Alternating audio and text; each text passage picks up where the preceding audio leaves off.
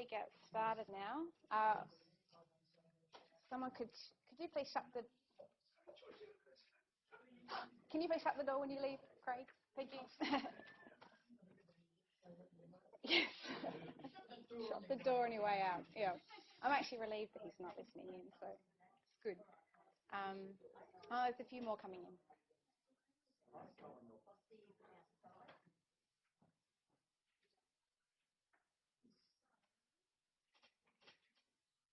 All right.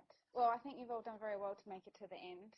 I know I'm feeling a bit weary, so I will try and go quite quickly. And I know you're also probably all very keen to get going and get changed into your jeans and boots and flannels for tonight's dinner. So, yes, be prepared for that. Oh, yeah, I've got plenty of that kind of gear. I was so excited. Normally I'd pack lots of work clothes, but I was, packing all my country clothes this time. So today I'm going to be speaking to you today about trends in VET, policy and participation, which is some work that my colleague John Stanwyck and I are in the process of finishing up. We should hopefully have a report ready to go in about a month's time, so keep your eye out for that.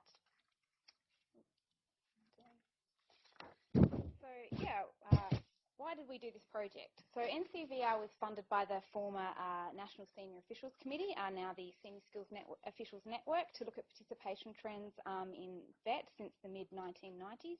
And given the current environment of reforms and reviews, we also thought it was timely to sort of have a look at the big policy developments that had happened over that period and how they have influenced participation. In looking at the ups and downs in the trends in the data and all the policy swings and roundabouts, we decided that the VET sector over the past few decades has been a bit like a carnival ride or a theme park, amusement park ride. And I love a good analogy, so apologies in advance, I'm really going to ride this one. And at the end of my presentation, in the spirit of the carnival theme, I thought I'd have a game, and I've got some prizes as well. And some cake chocolates all the way from Adelaide. It is a cash cow, but I actually got it because I thought, Rockhampton being the beef capital of Australia, and I couldn't find a beef cow, so we're stuck with a dairy cow. But anyway. So you got another one? No. Anyway, I thought that was worthy of any prize you would win from a carnival putting a ball in a clown's mouth or whatever you do with those games. But we'll get to that later. So what are we looking at today? Well, our report starts with a bit of a discussion about some of the overall policy trends over the past few decades. We've drawn on that from the literature and reports by Robin Ryan, Brian Knight, and also we've got Hugh and Berwin here today as well, some of the research that they've done, and some of the recent research also from Kay Bowman, Susie McKenna, and also Peter Noonan. So they've sort of highly influenced some of this work. We look at the broad, those high-level sort of overarching trends, and that is so the broadening of the apprenticeship and the traineeship system, but also the opening up of the training market. We then turn to look at high-level participation trends using NCVER's time series data, and this is just looking at sort of government-funded training data. And we also use ABS data to glance over the labour market environment of the period. We then hone in on 3 policy case studies, namely incentive payments for employers of apprentices and trainees, accelerated apprenticeships, and entitlement models. So these 3 policy areas were chosen because there's quite a bit of existing research which we could draw on, but also because when we started looking at the trends in the data, we could see that there was some significant activity around these areas. We conclude the paper with some observations about the VET system and the impact of policy on VET participation. And as I mentioned before, that report will be coming out in the next month. But today I'm just going to provide a brief overview of VET participation and labour market trends before turning to the 3 policy case studies and their potential influence on participation trends. So, I've got some lovely graph here for you. As we all know, the VET sector plays an important role in meeting Australia's skill needs through developing the skills of the workforce. In doing so, it makes valuable contributions to the workforce participation and productivity, the outcomes of individuals, as well as economic and social capital development. And there has been a push in recent years to increase VET participation. And looking at the raw numbers, there has been a growth in vet participation since the mid-1990s. But when we look at the numbers of vet students as a proportion of the working age population, so 15 to 64-year-olds, we see that the growth in vet participation isn't quite as clear. After the increases of the 1990s and the injection of effort via ANTA, rates decreased in the early 2000s and then flattened out. We see slight increases again in the late 2000s, possibly due to the introduction of entitlement models in Victoria and South Australia, but also possibly due to the post-GFC labour market, particularly for young people who may be inclined to stay in education longer when their employment prospects aren't as good. And then after 2012, we can see a continuing decline in vet participation. And of course, the causes of this are multifaceted. Possible factors include tightening up of entitlement models in Victoria and South Australia, the uncapping of university places, meaning more students may be choosing a higher education pathway instead of vet, and substitution to private providers. So private providers taking up places which may have been previously taken up by public providers, and that's something that we'll be able to explore a bit more in the coming years now we have access to total vet activity data. Now I haven't included any charts or discussion on funding of vet in this presentation.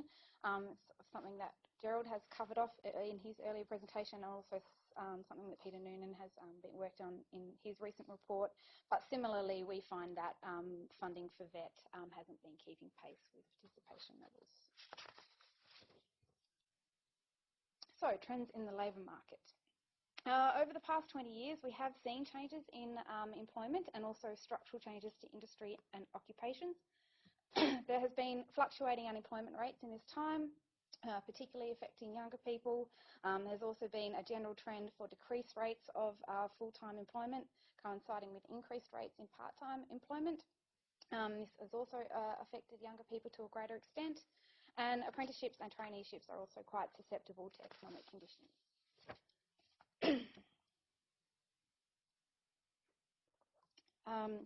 As this graph shows, trade apprenticeships tend to react in the opposite way to the unemployment rate.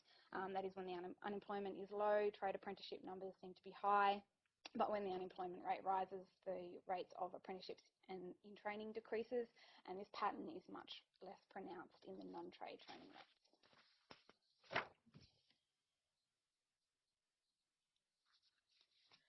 So we've also seen lots of structural change in the labour market over the past few decades. How clear that is up there, not particularly clear. There are some things that we know.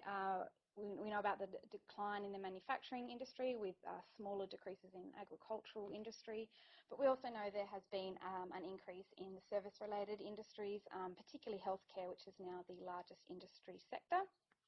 The occupational structure of the labour market has also changed, mainly due to technological change, with a general trend towards occupations at high skill levels, particularly professional occupations. Obviously, shifts to the structure of the labour market have implications for the vet sector, which needs to be responsive to changing skill needs. And the biggest increases in field of education in recent years has been in society and culture, and within that the subfield of human welfare and services, which has seen the largest increase. So with that context in mind, we'll now look at some of the policy trends over the last few decades. The first one that we'll look at is the extension and broadening of the apprenticeship system, which has occurred over the past few decades. Traditionally in Australia, apprenticeships referred to trade qualifications, but with the introduction of traineeships in 1985, the system expanded to a wider range of non-trade occupations, bringing with it a wider range of learners. Sorry, I've clearly been talking too much today. The wider range of learners included part-time workers, existing workers, school-based apprenticeships and traineeships, apprentices and trainees from disadvantaged backgrounds, and older apprentices. The system attempted to move away from providing training mainly to traditional apprentices, so young males, to supporting and promoting participation to a wider range of learners. And at this time there was also the expansion of different support services for apprentices and their employers. For the first decade, uptake of traineeships was particularly slow. However, there was considerable uptake from the mid-1990s onwards, which reflected the introduction of the national training wage and provision of employer incentives associated with apprentices, which is the case study we will be talking about first. And the broadening of the apprenticeship and traineeship also coincided with an increasing focus on competency-based training and accelerated apprenticeships, which will be the second case study for discussion. So, incentive payments to employers. Incentive payments to employers were initially designed to encourage commencement and facilitate successful completion of apprenticeships and traineeships, particularly at the Certificate 3 levels and above. The economic rationale for the payments to employers is that they offset wages and other costs associated with apprenticeships and encourage employers to provide more training places. They were first introduced in 1973 with the National Apprenticeship Assistance Scheme. They were extended to traineeships in the mid-1980s, but they really took off in the mid-1990s with the injection of funding to employers. The incentives generally consisted of a commencement payment and completion payment. Sorry about this. But other payments in the past have included progression incentives, group training organisation incentives, temporary bonuses following the GFC, incentives for occupations and regions facing skills shortages, incentives for apprentices from drought-affected regions, and there have also been a range of incentives for different subsets of apprentices, including women in non-traditional trades, those with disability, older apprentices, and Indigenous apprentices. So there have been ongoing changes to the incentives over their lifespan, and it is difficult to make definitive conclusions about the success of incentive payments. The sector seems divided over whether or not they have been beneficial and successful in their aims. Analysis over the years, which Gerald referred to earlier, done by NCVER, has indicated that the benefits are limited, and some work by Deloitte as well. And this has contributed to the government's decision to pare back the scheme in recent years and reduce the scope of occupations eligible for payments. So let's have a look at the trend. This is a bit similar to the graph that Gerald put up before, but a bit sort of longer term, and we've split the sexes and the non-trade versus trades. You can see it's quite stark. So once again, we're looking at participation rates in relation to the labour force, 15 to 64 years, and we can see a bit of a roller coaster ride. We can see that there was considerable increase in non-trade commencements for both males and females after the introduction of traineeships and the injection of employer incentives in the mid-1990s. The first three red lines show a little bit of fluctuation after changes have been made to incentive payments, but it is the last two lines pinpointing when incentive payments were removed for occupations not on the National Skills Needs List when we see the greatest impact. So with participation rates for both male and female non-trades heading into the big drop.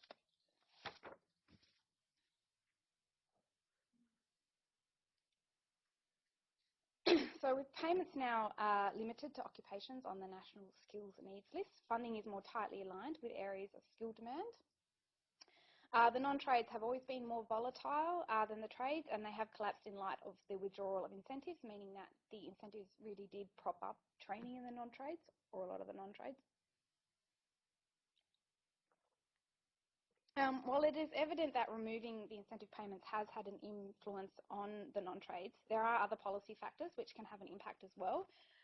We didn't look at these into detail, but some of them include state and territory policies such as payroll tax exemptions, insurance levy deductions and ad hoc additional support.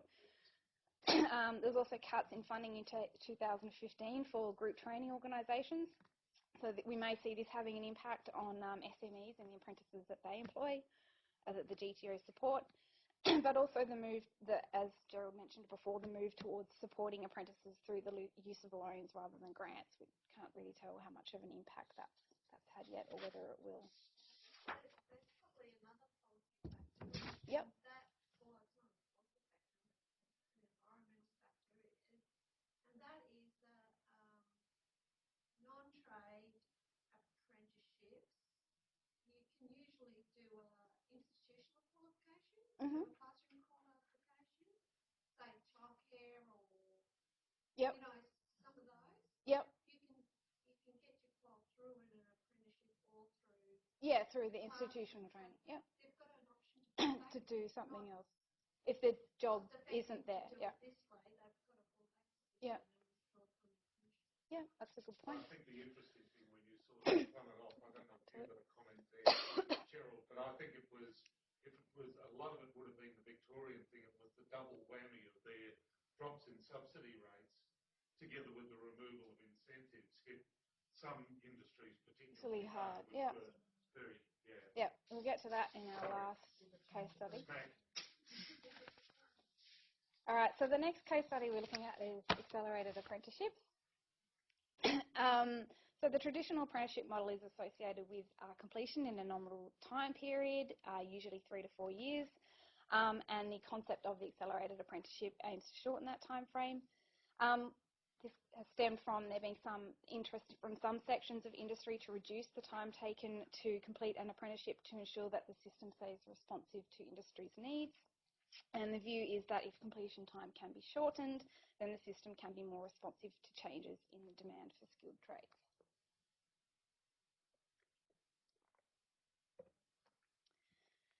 So accelerated apprenticeships are possible under the competency-based system.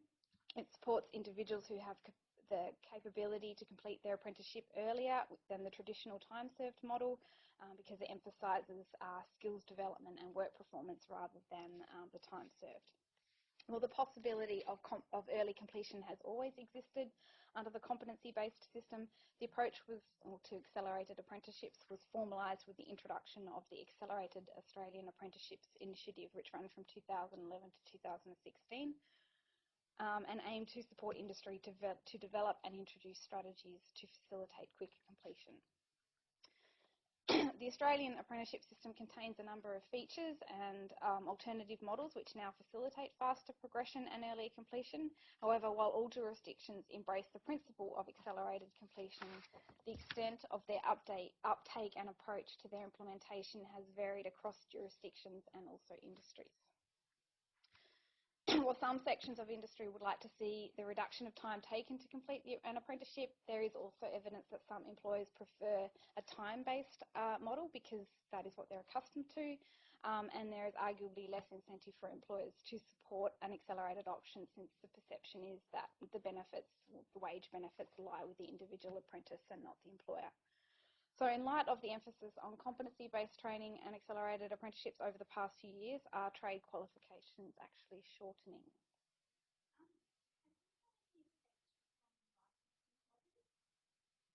Well, we didn't really look at that, but that's, yeah, another one of those policy factors that we can add.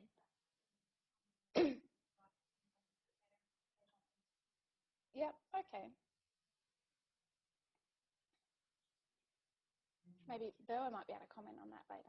You might be able to comment on that later. No? Okay. All right. So it would appear that completions are shortening in their duration. The proportion of completions taking 3 years and longer are declining, and the proportion of those taking 2 years or less are increasing. And this is just trade completions, by the way. Except in the last 12 months or so, from 2014 onwards, where we sort of see the trends reversing a little bit, but it will be interesting to see whether that persists or not in the coming years. And as a proportion of all completions, it is quite clear that this has been sort of taken up more, I suppose, by the adult apprentices who are aged over 25. To the extent that by 2014, about 2/3 of trade completions were taking 2 years or less for the 25 and over apprentices. And the growth has been particularly strong from 2008 onwards, which this isn't causal, but it does coincide with the Accelerated Apprenticeship Initiative. But once again, we're seeing that decline from 2014 onwards. And it's not surprising that, adult apprentices are benefiting from push for accelerated apprenticeships more as they do have more experience than new entrants. So the second big policy trend that we look at in our report is the opening up of the training market. The opening up of the training market has two interrelated tenets: contestability and making public funds available to public and private providers, and the concept of consumer choice as the mechanism to allocate those funds. The rationale for opening up the training market is that the introduction of private providers into the education space could introduce innovation, improve value for money, increase responsiveness to consumers, and to pressure public providers to become more efficient. The move towards opening up the training market started in the early to mid-1990s, along with other sectors in the public services. And early initiatives in VET included the promotion of fee-for-service courses, joint ventures, competitive tendering for government funds, reintroducing tuition fees to TAFE, and user choice for employers of apprentices. We've also seen the introduction of VET fee help in 2009, with approximately 3/4 of available funding for loans going to private providers. It's been well discussed in the media and here and pretty much everywhere else, so I won't go into detail about it today, but we do discuss it a bit in our report as well. So I suppose while things have been going on in the sector for the last decade or so in terms of opening up the training market, it was really sort of formalised with the introduction of the National Partnership Agreements on Skills Reform, which runs from 2012 to 2017. And while the agreement includes a range of different reform areas, one of the reforms is the introduction of the National Training Entitlement. The entitlement is for a government subsidised Certificate 3 qualification for those who don't have a qualification to that level. And the funding is attached to the student, who now have greater choice where they choose to spend their entitlement. And somewhat like bumper cars, the marketisation of VET has seen increasing competitiveness between providers and also a bit of jostling in the sector. And I think that's been evident today in some of the presentations and discussions that we've had in the various talks. As I mentioned before, the purpose of the entitlement is to create a more accessible and equitable training system by ensuring that all Australians have access to a government subsidised training up to a certain level. With changing expectations around skill levels, demand for Certificate 3 level qualifications and above is expected to increase. The entitlement model approach to funding VET is also intended to create a more efficient system which is responsive to consumers' needs. Under the National Partnership Agreement, the jurisdictions have responsibility for implementing their own models, and while there are set criteria, the system is flexible enough to allow for jurisdictional variability in both design and implementation. And to drag out my carnival analogy further, it's like each jurisdiction is riding a different horse on a merry-go-round. They're all travelling in the same direction, roughly. But unlike a merry-go-round, some of the horses are travelling at a faster pace and have had to rein in their steeds. So Victoria and South Australia led the pack, and they introduced entitlement models earlier than other jurisdictions, so it's possible to see the impact these models have had on participation trends. So you've probably seen variations of this slide in the past before, but we're looking once again at rates of participation in VET rather than the raw numbers. And this time by state. We've also just focused on Certificate 3 and 4 level qualifications because that was what the entitlement was aimed at. So Victoria in particular, the green line, and South Australia, the light blue line, they both saw rapid growth in Cert 3s and 4s when they introduced their entitlement models in 2009 and 11 respectively. I can't see the difference. Could you point to some of the states? Just so that Yeah, sure. Yep, so that's Victoria in the green. That's South Australia in the blue. That there is Tassie or WA. They're very similar. I'm going to say that the top one's probably WA, and then the bottom one would be. Although this is rates, yeah, it is rates. No, the top one's WA, and that one there is Tassie. And then we've got Northern Territory, ACT and New South Wales.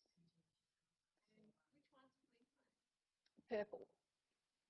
Yep. Yeah, sorry it's not very clear. I don't know what to do about that. Now, not enough time has passed really for us to see whether other jurisdictions will see the same sorts of activity. I'd say they've probably learnt from Victoria and South Australia, so we probably won't see the same sorts of trends. But we can see with Queensland in purple that there has been a slight increase since 2013, which coincides with the introduction of the Certificate 3 guarantee. And interestingly, if you sort of look at the last year or so, Queensland and Northern Territory appear to be the only states bucking that downward trend too.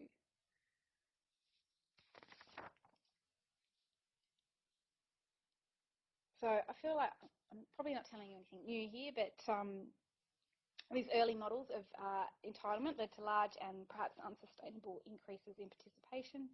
This included some of the issues that they faced were budget blowouts,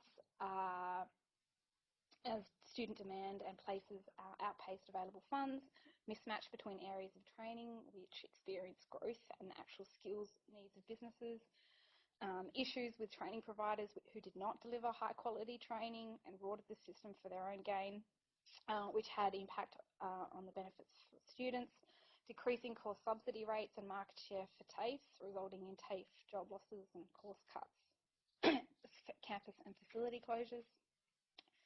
The jurisdictional differences have led to inconsistencies in design, funding, implementation, and of course outcomes across the states and territories, which makes it difficult for consumers to to understand the system and have enough information to make decisions that they need to make about training. Both Victoria and South Australia have tightened their entitlement models to address these issues, but other jurisdictions have learned from their lessons. One way that the jurisdictions have tightened their models is by linking courses more tightly to local skills needs and employment opportunities, and we heard the Training and Skills Commission, the guys from there, in a couple of sessions ago talking about what they've done in South Australia. But as Bowman and McKenna find in their research into entitlement models, these models are dynamic. With the review of the National Partnership Agreement released back in April or March, whenever that was, it is likely that the models will continue to evolve, and so it will be quite interesting, I think, to see how they continue to influence participation trends into the future. So I've got some final observations before we move to our game. So there's been lots of activity in VET in the past few decades, both participation trends and policy developments. Overall, there has been an increase in VET participation, but it has remained fairly steady when we look at VET rates as a proportion of the working age population. This is despite efforts to increase the proportion of people with qualifications. In fact, the last few years we've seen a bit of a decline.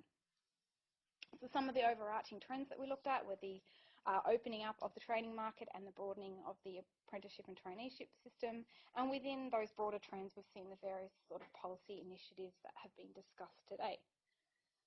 These policy trends are leading to a system which is becoming increasingly more contestable and funding more tightly aligned with skills needs. We're seeing more emphasis on student choice and a system that is consumer driven and aiming to be responsive to industry needs. But, you know, we've all heard that before.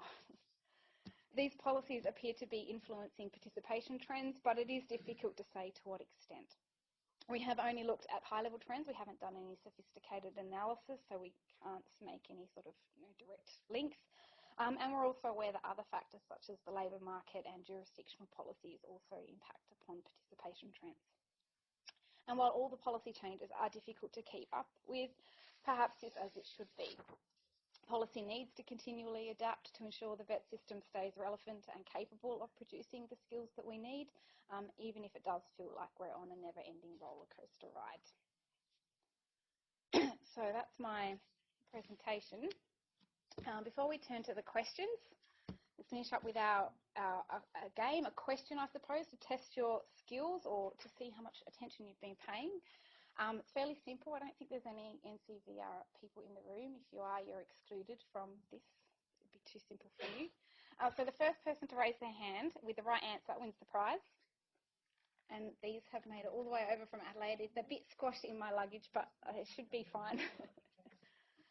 So government's funded students and courses was released yesterday by NCVER. So how many students were enrolled in government-funded VET in 2015? Hands up. What was it? 1.8 million. No? 1.6. Yes. Well... 1.55, I think. Yeah. So, you know, but I'll give it to you for 1.6. Yeah, you can have 1.6. But look at that, you know, that drop. There is a correction too, isn't there, in the data? Possibly. I have not seen that. Don't tell my boss, right? I haven't done a data check on this.